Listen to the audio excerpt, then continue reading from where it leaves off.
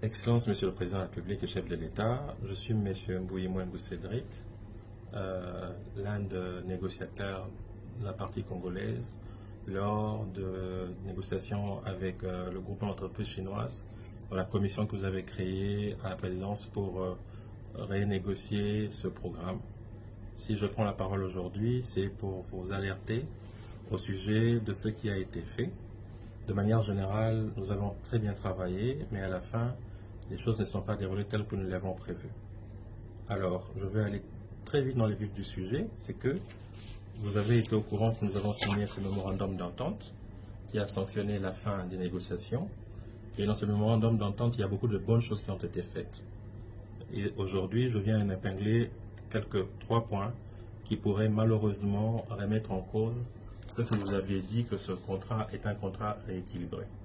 Le premier point, c'est que il a été dit que nous avons obtenu 7 milliards de dollars. Excellence, Monsieur le Président de la République, il n'en est pas de tel. Le montant total qui a été obtenu, c'est de 2023 à 2040, mais le montant réel, ce n'est pas 7 milliards de dollars, c'est 5 milliards 600 millions de dollars, en raison de 324 millions de dollars chaque année. Lorsque vous multipliez 324 millions de dollars chaque année fois 17, ça vous fait 5 milliards 600 millions de dollars américains. Et ce qui est encore plus grave dans ce que nous avons fait, c'est que le projet qui sera signé, c'est cet avenant. Et dans cet avenant, l'article 2 de cet avenant est encore plus grave. Voilà pourquoi ça nous incite à prendre la parole. Cet avenant dit que le montant total du projet reprend les dépenses jusqu'à la fin, comme il dit jusqu'à la fin de la convention de collaboration, le montant d'investissement pour les infrastructures devrait atteindre 7 milliards de dollars américains, en ce compris les investissements d'infrastructures déjà réalisés, principal et intérêt, tous les coûts et les dépenses acceptés par les parties, ainsi que tous les paiements éventuels d'impôts, droits, taxes douanières et dépenses qui auraient été payés par la JV minière. Ça veut dire quoi, Excellence? Ça veut dire que nous accordons à la partie chinoise des exonérations jusqu'en 2040 pour un projet dont la production est estimée en 2023 à 250 000 tonnes de cuivre. Pour juste vous donner un exemple, c'est que Tanke Fongome Mining, qui a produit 260 000 tonnes de cuivre en 2023, a payé 935 millions de dollars d'impôts et de taxes. Et nous avons calculé cela, c'est que si cet accord est signé en l'état, la partie chinoise va gagner sur les 17 ans près de 8 milliards de dollars d'impôts et de taxes. Ceci est un contrat léonin, Excellence, Monsieur le Président. Si nous leur accordons cela, non seulement que les gens diront que ce que vous avez dit de bon cœur et de bonne foi, ce n'était pas vrai. Voilà pourquoi aujourd'hui nous prenons la parole pour vous avertir. Et deuxième chose, c'est que, c'est que la fiscalité de ce projet, les dépenses fiscales, c'est un cadeau que nous accordons à la partie chinoise. Or, si nous avions évalué cela, nous aurions dû les incorporer dans le montant final, ce qui pourrait faire de l'enveloppe de 12 milliards de dollars.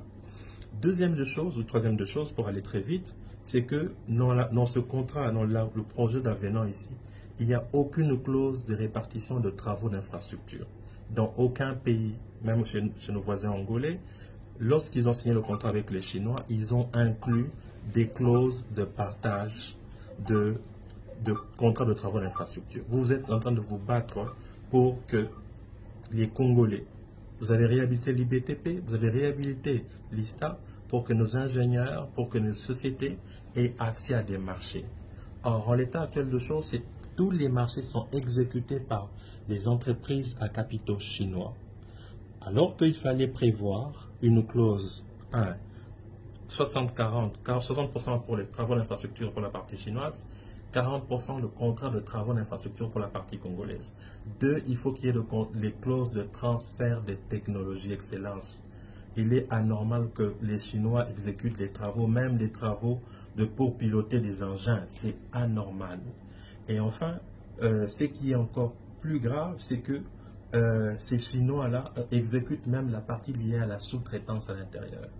Et c'est là où vous avez vu qu'il y a eu une tollée récemment sur la sous-traitance même au niveau de Sicomine, qui aujourd'hui, on a la respect l'a effleuré, où il y a des entreprises chinoises qui s'accaparent tous les marchés de contrats de sous-traitance là-bas. Et nous savons, pour avoir travaillé à l'intérieur, qu'une bonne partie de cet argent-là finançait le compte d'autrefois du régime passé, et il gonflait le montant de chiffre d'affaires pour que ça finance les comptes du régime passé, les partis politiques et même les activités privées du président sortant.